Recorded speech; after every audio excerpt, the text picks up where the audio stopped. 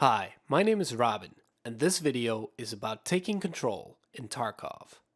Tarkov is a difficult and unforgiving game.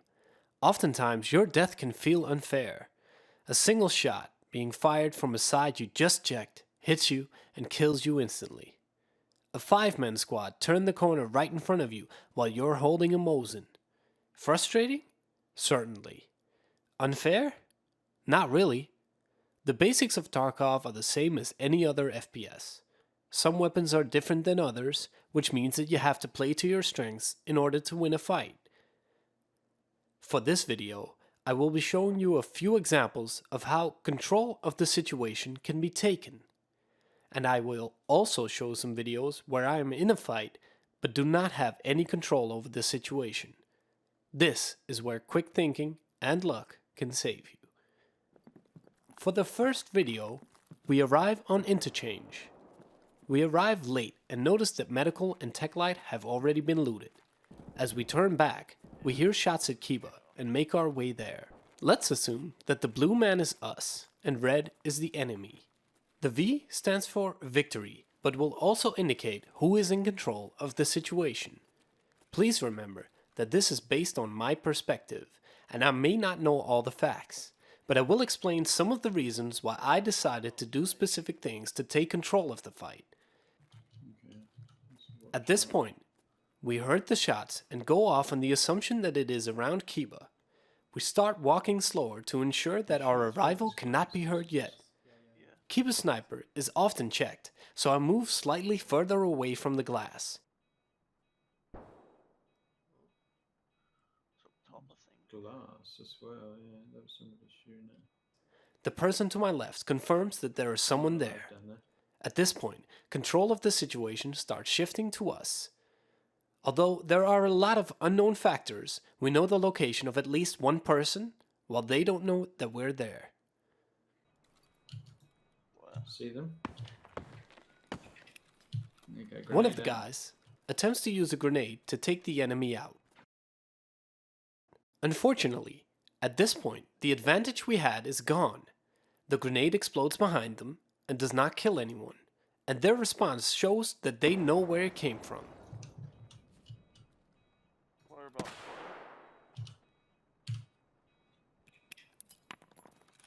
Another grenade is tossed, and I move further to the side to get a better shot. There was two there. Just check my grenade kills. No. No grenades. No. They're in general. Oh, shots? Yeah, He's shooting up. He seems to be shooting up. They're in the store across. I noticed some shots upwards before getting hit myself. This is where we decide to take control of the situation.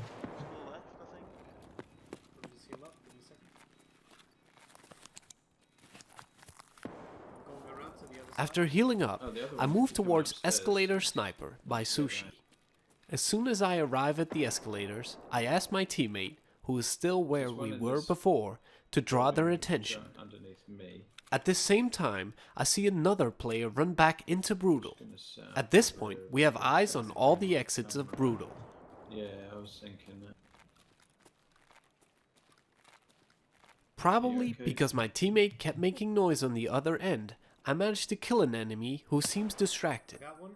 And I move up further towards Jacob and Jacob. Now, control of the situation is mostly in our hands. We have all of their exits covered, and even if one of us gets taken out, we can still cover both lanes of their exit. At Dick, is it? Oh, I see his buddy. He saw me as well, though. I'll distract him for you. He dropped back into cover, so...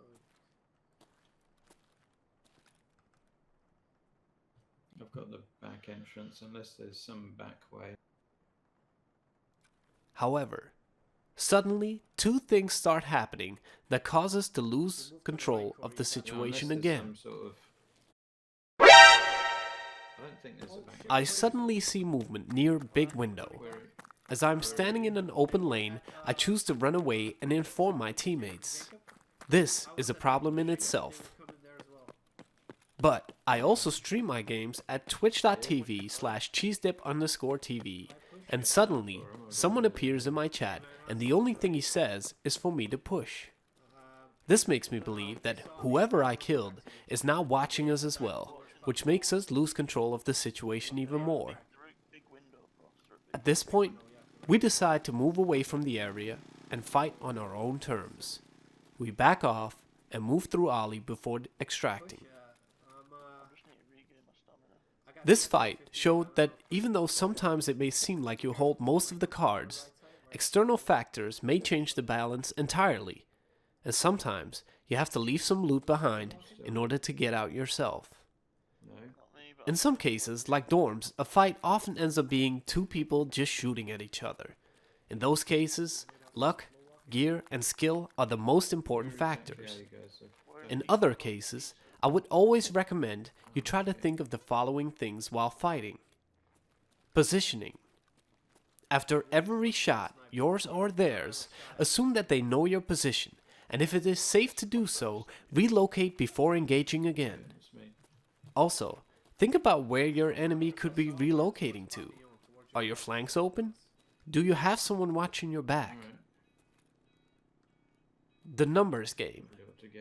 Assume there is always one more person there. If you kill someone, don't just run to get the loot. Check your surroundings and be safe. In this next video, I'll show you where I make a mistake because I ignore my first rule, positioning. And as an added bonus, you'll be able to see the viewpoint of my enemy as well in this video. This is Pear-Pickin' TV, who ends up killing me because I didn't follow my first rule. It's set in the exact same location as the last video. There's scav in the distance. My teammate mentions that he heard a scav, so I look around to see if I can find it. You know which side you hear? It's to the far right. Okay. Don't spot anything. A bugged out scav causes me to shoot with my hunter rifle a couple of times. This is also noticed by the enemy team. That means that they are aware of our presence, but we are not aware that they are inside Kiba. Luckily, Pear-Pickin's teammate makes the mistake of throwing a grenade inside Kiba. Grenade inside Kiba. This evens the odds as we go and look for the source. That means it's been tossed.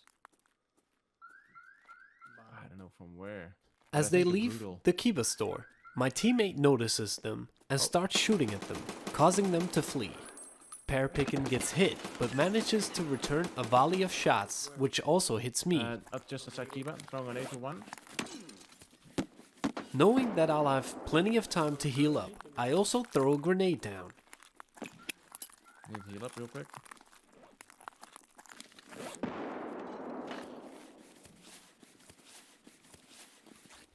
One of the only things I did right in this fight was pop a painkiller here and make sure that my health was okay.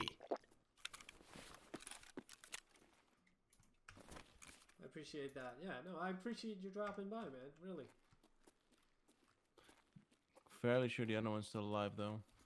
Okay, is it player or what? Definitely 2 players. Okay, The timing was insane, man. We check the side of Brutal and I throw another grenade in. This is what I feel is a crucial point in the fight. We've checked the same location multiple times and we've peeked around the same corners. This makes us predictable, and what we should really be doing is relocating. I once again move closer to the edge while I'm scoped in.